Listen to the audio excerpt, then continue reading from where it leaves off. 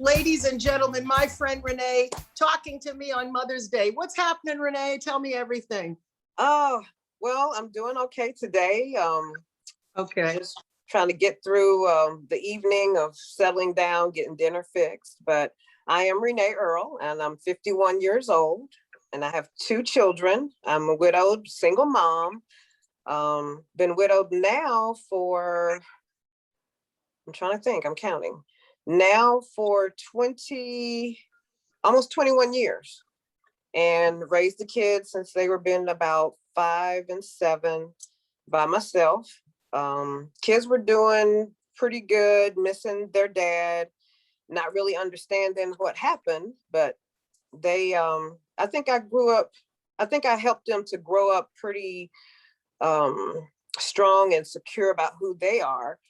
But now they're grown, and my son is 27, almost 28, and my daughter's 24. My son has a child that's 2.5.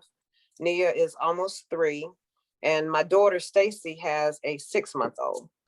And Renee, you look like you should be dating a 20-year-old. Never mind, raised one. That's another conversation. Anyway, yes. No, not dating a 20. Oh, okay. No, I didn't mean that. Yes, I did. But the kids are doing good. I mean, we have our storms. We all have our ups and downs. Today's been a hectic day with work. I work in mental health.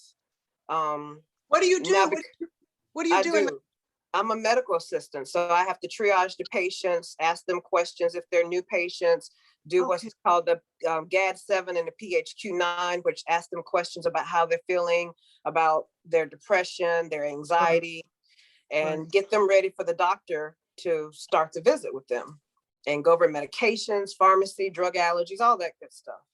Well, so I do that every day. My parents worked in the same field many, many years ago at a place called Pilgrim State Hospital in Brentwood, Long Island. Okay. And they started as attendants working there, literally holding people down for frontal lobotomies and packing them in ice and putting them in straitjackets. Oh, wow. And they did that for about 5 years. And then they started a program in the hospital where you could attend Hofstra and kind of get a rush degree in any field of psychiatry that you wanted to work in. So you could be an occupational therapist, you could be a psychotherapist, a psychiatric nurse, a psychiatrist if you wanted to 6 years. And they both became psychotherapists and worked there for about 30 years. The last 50 years they worked there as psychotherapists, but they literally worked their way up in that world. And that seems to be a place that we are able to find employment as Black women very often. That becomes a way to a roof over your head and hopefully 3 meals a day. But it's also, Renee, very hard on the body and the mind. And the heart. and the legs and the arms. Well, when I say the heart, I mean like, your empathy and your emotion. Yes, because you're looking at the inside of humanity. You're finding out how people end up the way they end up. You're getting their history, and that's it's a knife wound every 5 minutes. Yeah. And how did you find weighing that, carrying the weight of that, bringing it home? You've got children. Did you try to explain it to? Did you share that with them ever as they got older? Did you decide I'm not going to put that on them? And was that your only job when you were raising them? Did you just have one job? I've been doing psychiatry for now almost 7.5 years, but before that I was in family practice. And I did talk to them about, well, today I saw blah, blah, blah, because they saw their dad in a wheelchair, paralyzed, and a trach, and, all these instruments that we had to use on him at home. So I kind of brought, work home and told them, this happened, and they didn't like that medical type stuff. But I worked in family practice for like 13 years, and now I'm in mental health. So, but yeah, I share it with them, and I still talk to them like I'm at work, and they're like, Mom, we don't know what you're talking about. And I'm like, oh yeah, I forgot. You don't know, You don't speak So, my language. yeah. But yeah, they're not interested. I'm sorry. Go ahead, Renee. I was going to ask, are any of them thinking of doing what you did? Or any of them? That's what I was going to say. They're not interested in the medical field or anything. No. They're not. No. Renee, Yeah, I don't think. Didn't laugh enough. I don't know. I don't think my daughter has the stomach for it. Yeah. And my son, he's more of that intellect type thinking person. He likes to do things with his hands and figure things out, Right. So he's in a whole nother field. But my daughter, I don't think she could handle any of that medical stuff. Well, tell them their new crazy Auntie Patti said that eventually those things that you shared with them, that they were going, what is she talking about? It will come like a wave one day. Yes. And they'll go, ooh, Mom said that. And ooh, right. How many times have you done that about stuff your mom tells you? Thousands. Is your mom still with us? Is mom still? No, she passed 26 years ago. Yeah. It's never long enough ago to stop feeling bad. No. Miss my mom every day. So yeah. Were you a good daughter or a bad daughter, Renee? I'm asking everybody this question, and be real. For the most part, I was a good daughter until I hit like 18, 19, and I got kind of rebellious, and Mama got stricter and I got more rebellious. But after I had my child, my son, everything changed. And I was like, oh, that's what Mom was talking about. Oh, that's why she told me that. And it started clicking, This is why mothers suffer, I think, silently, because all of their revelations come to fruition years away from when they make a good, profound, strong statement. Then, 20 years later, here you come talking about, yeah, Mom, you were right. Well, thanks a lot. I could have been dead 20 times between now and the time I told you. Right. Oh, goodness.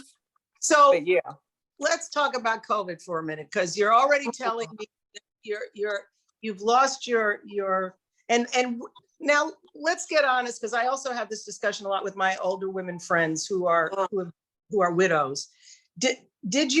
Were you lucky enough to have a great marriage that really made your husband's passing a difficult thing, or was it a difficult marriage that at first we stand on your own 2 feet? How did that function for you? Yeah, at first, you have that sweet honeymoon phase, and he was military. So he got into the military before we got married, and then he went in, and then we ended up moving like 6 months later to Florida. That was my first time being away from home, away from Mom and Dad. Marriage was pretty good. We hit a rough spot, and then he ended up getting hurt and have to be medically discharged or medically retired because he was hurt in the line of duty. So we ended up having to move back. And he tried to work for a while, but that kind of didn't work out because he was having seizures from the head injury. And we separated for a while. We got back together, had my daughter. Marriage was the strongest it had ever been. It was beautiful. And then he had the accident. Oh my God. Yeah. And I brought him home when I could. I took care of him. I did bowel care. I did trach care. The VA taught me how to take care of him. And that's when I knew it was my calling to be in the healthcare field. Really? Yeah. Which I always said I wanted to be a nurse, which I'm not an RN, but they taught me how to flush his PICC line, how to suction his trach, how to take care of his bowel care. I mean, all kinds of injuries that he had that normal person wouldn't learn until you got into the trauma center. Exactly. Right. Yeah. So you got mentored and also had to advocate for his health, which is also a very, very difficult thing to do, and something that women very often end up having to do either for their parents or their man or their children certain times. We carry lots and lots and lots of weight, and I'm still trying to get to the root of how you look like you should be dating a 20-year-old. That's really my purpose today. I might look to have a more serious goal, but you're telling me all kinds of things that age people beyond recognition, and still. So there's something going on with you, Renee, inside that heart and soul of you. Yeah. there's like a whole bunch of love rolling around in there. It is. It That is. just, and somehow, in spite of all of what you're describing to me, there's some kind of place of happiness that It is. that gives you that I call it the high pro glow. Yes. Yes.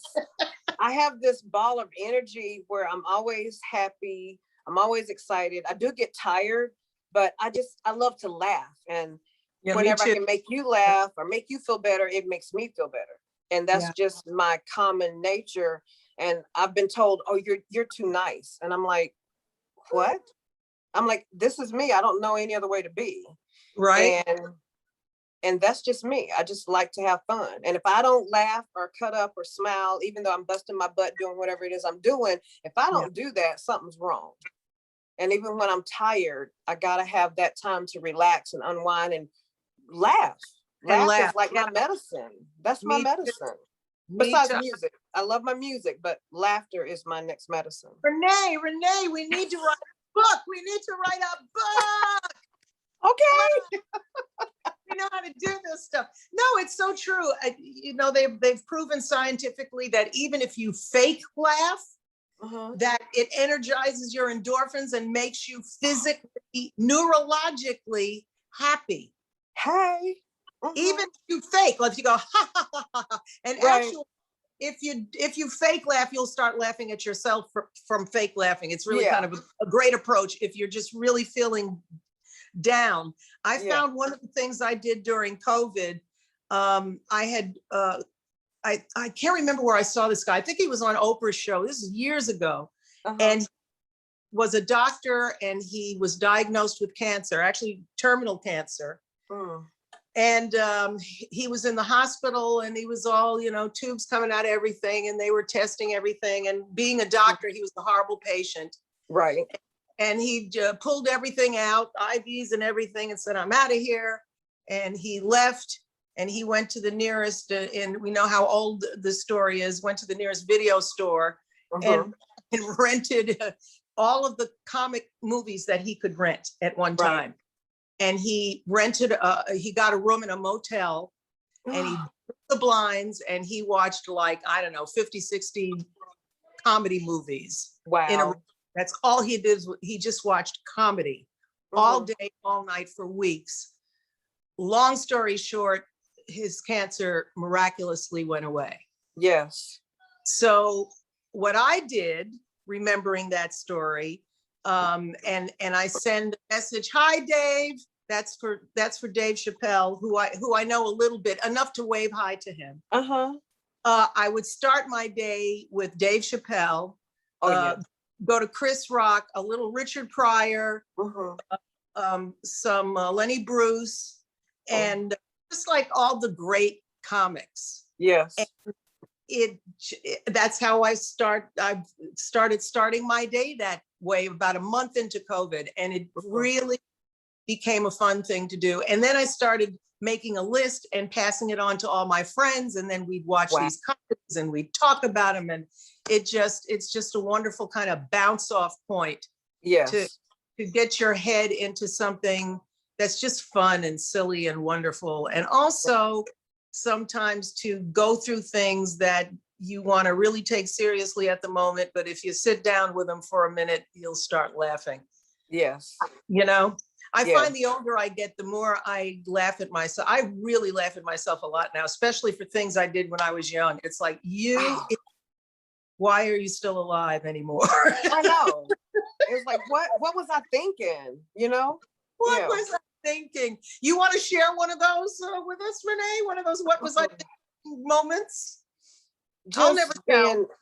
Just being ignorant. I remember one day we were out with some friends, and I was going to meet them at this little club, and I decided I was going to drink this stuff called Cisco. It wasn't really a wine cooler, but it was strong. They call it liquid crack. Oh God! And I'm driving, and I get there, and I was like, how did I get here? And I was like, okay, we can't do that again. I was like, that can't happen again. And they were like, Renee, how much did you drink? I was like, the whole bottle. It was good. It was sweet. It was good. It had a good taste. And I was thinking, what in the world? I was like, if my mom known, she would beat the crap out of me. She would knock me in the next week. You hear me? And I was like, okay, Renee, you can't get like that where you don't know how you got from point A to point B. And that's when I was like, that's you not a know, good. yeah, what were you thinking type thing. And that's why, I mean, I may have a sip now, but getting out of control like that where I don't remember anything, that's not going to happen. Yeah, No. unfortunately, I have to say I've been there and done that. We all probably have. Yeah. Oh, Lord. Well, actually, between you and I had a drinking problem for a while, and I thought it was from, I thought I was having a midlife crisis because it started like in the 60s and it lasted for like 2 or 3 years. It was intense. I never worked when I was drinking. My thing was like finish working and then have, 3, Right. 9 or 10, okay, 12 or 13 martinis. No, not that many, but Yeah. Yeah. 2 or 3 martinis at the end of work. You do that like, 4 or 5 nights a week, you got a problem. And it snuck up on me, but I don't know if you know this, but I had gastric bypass surgery, I guess 18 years ago now. Oh, wow. And I talk about it openly. Some people had it back in the day and said, "Oh no, I just did a diet and the weight went away miraculously." Yeah. No, Yeah. I did gastric bypass, and it's not what people think. It doesn't. They don't just sew up your stomach and you stop eating and everything's fine and you move on with life. It takes just as long and it's just as hard to do when you take that route. But it happened to be good for me, for my situation at that time, and thank God. Really helped me later on. But they tell you, unfortunately, just before they put you under, that you could lose all your hair or become an alcoholic from the surgery. What? They don't give you a chance to say, wait a minute, hold on. No, not really. They tell you in plenty of time. Because there were actually people that said, no, I don't want to lose my hair, or I don't want to risk that. I'd rather not lose this weight and not worry about becoming an alcoholic. Right. And I went, oh gosh, I'd say I've had it 18 years ago now. And but the drinking thing didn't start until like 7 years ago. Okay. 8 years ago. So it was like halfway into the process. I never had a problem with it before. And then it just crept up on me. Right. And before I knew it, I was, I'll have another martini, I'll have another martini. And to the point that friends were saying, it's time for you to like, and I had a couple of those situations where I couldn't remember the next day what had happened. That really scared the ever-loving crap out of me. Right. But the thing that let me know that it was more neurological than emotional was the fact that all I did was stop. I just stopped. I read up on how it could be a side effect from gastric bypass. Wow. And I said, you know what? I'm just going to start. The same way I started, I stopped. And I said, okay, let me test this. About a week into not having a drink, I just said, I'm not going to drink anymore. And I kept all the alcohol that was in the house. I kept it in the house. I didn't throw it out and say, no, I said, I got to have it in my face and know that I don't need to look at it. You don't need it. Yeah. And I figured the first social event I got invited to during that period, I was like, okay, I got to go to this and see if I can handle being with people drinking. Right. And I did, and it was a piece of cake. And actually I ended up looking at everybody going, oh my God, is that what I looked like? Did I really look that stupid once? Okay, this is yet another reason to stop doing that. Exactly. Yeah. So it had a therapeutic effect seeing other people under the same situation. Yeah. But again, it's one of those things. One of the things I'm happy about turning 70 and seeing what's happening a little bit in our world is that we are able to have these discussions in the open.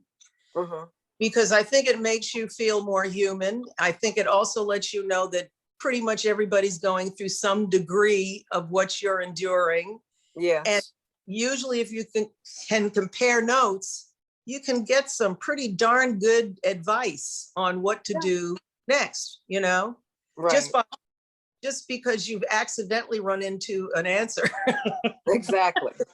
Which I think we do a lot. Now, I'm going to go back to you being mommy with the kids. So if the kids go through any kind of changes, that you had gone through, but you didn't necessarily want them to know that you'd done that in your youth. But the best way to get through to them about what they're doing is to admit, okay, I did that once, and this is why I'm telling you not to do this. Yeah, yeah. The main thing that we've been discussing now is money with the stimulus, income tax. Right. And I told them, I said, I know you're going to want to go out and buy stuff. I said, but put the lump sum of it off, in the bank, in your pillowcase, wherever you want to put them. But go spend, if you get $1,000, you go spend $200 and go buy yourself something. Put the other 800 up because you're going to need it. And now that they both have children, kids need clothes, they need shoes, they need car seats, they outgrow everything. Right. And they're talking about, well, I want to move out, I want to get an apartment, blah, blah, blah. And I'm like, well, you need to save your money and, really save and not spend, because you're going to have a down payment for an apartment, first and last month's rent. You need a deposit for the lights, a deposit for your cable. And they don't see that. And that's what I went through in my younger years. Because I had that money, I was like, okay, I'm going to go out and buy some clothes. I'm going to buy some shoes. I need to get a new purse. I was getting my hair done, which I'm natural now. I don't have to do that. But I keep telling them, save that money because you're going to need it. And now that gas is going up, cost of living's going up, everything's going to get so much more expensive because of whatever this government is doing and handing out this money. I think we're going to have hard times. And it's going to be, very hard, probably the worst we've ever seen, probably other than the Great Depression, I guess. I've never lived back then, but I just hope that they listen and take heed and learn to save, because if I would have saved when I was younger, I probably would have been very well off with different things that have happened and money come in my hands. And I was just careless. Renee, I just want to let you know that I resemble that remark. Oh, Yes, we all been there, right? Oh, please. And my situation was even worse because I had a voice, and so I could make money when I was very young. Yeah. And I started making money as a studio singer, and I left home when I was 18. I had my own apartment in Manhattan alone. You can't do that. You can't afford to do that anymore. You got to have at least 10. You want a studio apartment in Manhattan, forget it. But in those days, you lived in Bay Shore, which was 52 miles away from Manhattan, and you just spent your entire life wanting to get across the bridge and live in the big city. So I did that. I was able to afford it. I was a complete idiot with my money. Plus, I came from a very, very poor family. Yeah. And as fabulous and brilliant as my parents were in one aspect, whatever they did financially, now that I say it out loud, they really did great things with their money. We lived in a shack, and they'd add a little room on every year, and ended up with a very comfortable middle-class existence. My parents worked all the time to accomplish it. But that was the end result. But it was it was just kind of, I don't feel scarred by it. That I grew up in poverty, but it's not a great roadmap for when you get older if you suddenly have wealth. Now, look at artists. I look at young entertainers who get catapulted into stardom overnight, and I fall to my knees and start praying for them. Because it's such pressure for a young person to handle, to have not only tremendous financial success, but fame on top of it is... People who are older who suddenly have that kind of success can't handle it. So when you're young and you make a lot of money, you're usually, I don't know too many people that don't squander it. Right. We have to have an anti-squander school. Yes. Teach them how to use those dollars. Hold on to your money, That's right. Everybody figures it out after they lose all their money, and then they go, oh yeah, I should have held on to that. But no, it's and I don't know, what do you do now if you have kids now? Do your kids live at home with you, or have they been able to? They are all here, and the grandbabies are here. See, it's because We are like old country in Europe where all family stays together forever. The only problem is now you have to, then it was from the soul because you wanted to be with the elder and you're young and everybody together. Now it's better do that or you're going to have a roof over anybody's head. Right. But I'm kind of glad they're here because I also take care of my 96, almost 97-year-old grandmother, because my mom's deceased. All her kids are deceased, but one, and that's the baby son that's 50, I don't know, 59, 60 years old. Right. But he's not really around to help her. So when I can't get to her, I send my daughter and I'm like, Stacy, go feed grandma, or go check on grandma, or Brandon, go. And like she fell the other week and I couldn't get her up. Oh boy. Luckily my son, I was like, Brand, get over here. Grandma just fell. And he just swooped in and picked her up like she was a little rag doll. But I'm glad that they're here, but I want them to get their independence. I want them to get out there on their own, which they had been for a little while, but they end up coming right back. So well, it's financially impossible. And people from my generation, your generation, and the next, more like from 50 and up. I think we have to be much gentler and kinder in our judgment of younger people not being able to they just can't afford to be out on their own. It's so ever-loving expensive to do everything. Just it is. To do things so that you can have a moderately pleasant life. Right. So, and if you want to have all the stuff that that's supposed to make us comfortable, you'll be working 24/7. Exactly. So then it gets into you're having to decide how much of that is important and how much having some free time and some time with my family, some time to myself, is what's more important. Do I work an extra job? And now it's at a point where you're not working an extra job for a flat screen TV. You're working an extra job for lunch. Right. Or to pay your power bill or whatever the case is. Yeah. A power bar. Yeah. I've done that before, and that was rough. 7 days a week. Top Ramen. Don't forget it, people. It got it in top. It got 10 generations of college students through college. Top Ramen. Don't forget it, people. Sure did. That's right. And all of my Asian friends up in the Bay when I lived in San Francisco for about 10, 15 years, all of my Asian friends who had kids in university, they all lived on, they'd have like boxes, crates of top. Oh yeah. We used to use them all the time. Do you have any top ramen today? And they throw stuff. Yes, damn it. Yes, we have. I'll get you one. Yeah. By the way, all those kids are like rocket scientists and developing articles and doing amazing, brilliant things. So keep up the top ramen, kids. Yeah.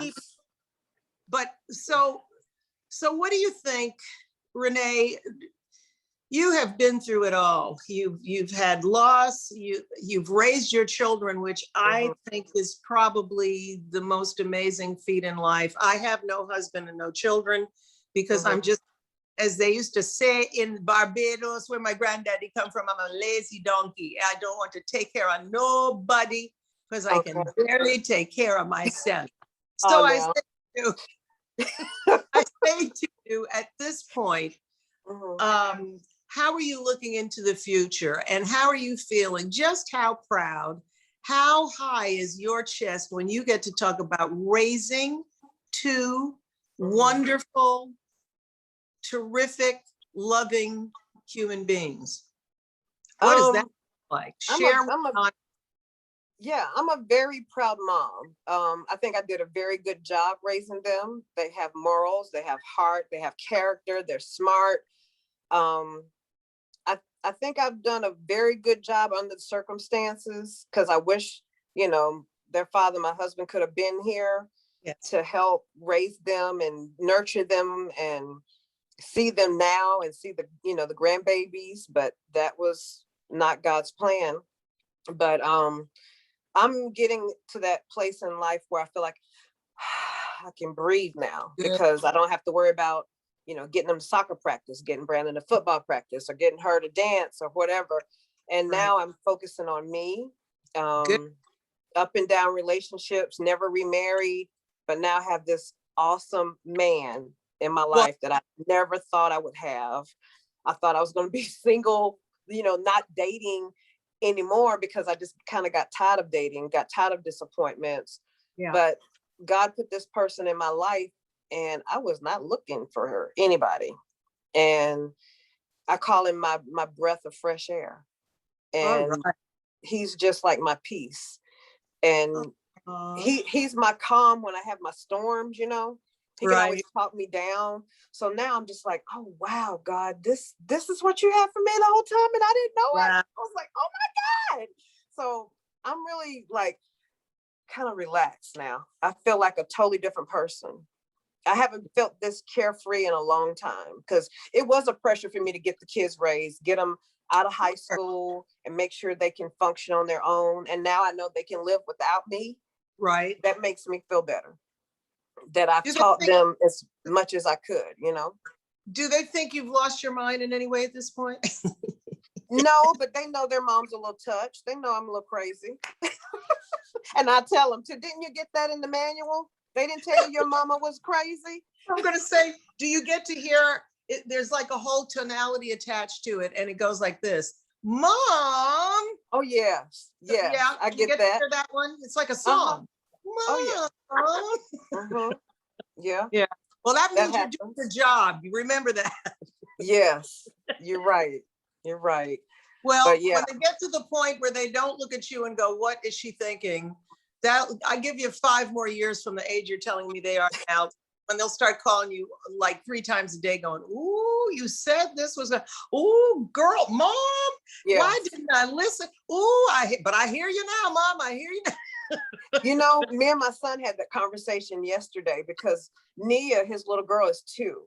And he sees how active and vibrant she is. And he's like, Mom, I can't imagine her in 10 more years. She's going to be a teenager. I was like, oh boy, you're going to get it now. You're going to get it now. Oh, mother's revenge. Yes, yes. And he was like, oh my God, like he's biting his nails, But yeah. Yeah. Well, I always say mothers don't tell their kids everything, because they have to have some kind of revenge, so that when they have that moment, when their child starts having their own children, they can just chuckle out loud, Oh, yes. And do the blah laugh. You're right about that. She's going to be a grown-up. I'm going to have a heart attack. What am I going to do? Do what I did, you little stinker. That's what you're going to do. You're going to suffer. That's right. You put me through the same thing, That's right. Revenge, mother's revenge. Yes. Well, I got to tell you, I love talking to you. I can't wait till we can, in the words of Olivia Newton-John, get physical. And I can, as another friend of mine always said, I can't wait till I can press your laundry. That means give you a big hug. Oh, so yes. We shall do that, Renee. You are an inspiration. Oh, thank you. I can't wait to have this interview on the Mother's Day special, and we're just going to inspire people to love their moms and remember their moms on this day. And if you want to send a special message to your grandma and to Mom, who's, by the way, I know she hears everything you're saying. I always like to give a scientific connection. You think when someone's gone that they're not with you, but you're carrying their DNA inside of you. So there's everything you're doing. Yes. In a weird, cool kind of way. Yes. And actually my mom passed on the 21st of March, which is my birthday month, and we buried her on the 26th. So I always feel a connection, and weird things happen around me during this time of the month. Right. Where I see things, I hear things, and I think it's confirmation that she's letting me know she's around. A lot of interesting things have happened, which has been happening since she's passed. We will have that conversation one day. Actually, I want to do a whole show about that, because I have one of those stories too, about my mom and a very spiritual connection after her passing. And I don't know many people that are close with a parent or both parents that don't have that kind of story. Some kind of story about my mom got in touch with me after she passed. My dad left a signal. They're very intriguing tales. So we'll get back together, and that'll be our next topic. Okay, sounds great. talking to mom after she's gone. Yes, exactly. Mhm. Sounds creepy, but it's not. It really isn't. No, it's not. It's it's a not. good. Mhm. All right, Renee. Right. Love you. I got a new Love you sister. too. Ha-ha. All right. Take care. Bye-bye. Bye-bye. Happy Mother's Day. Mwah.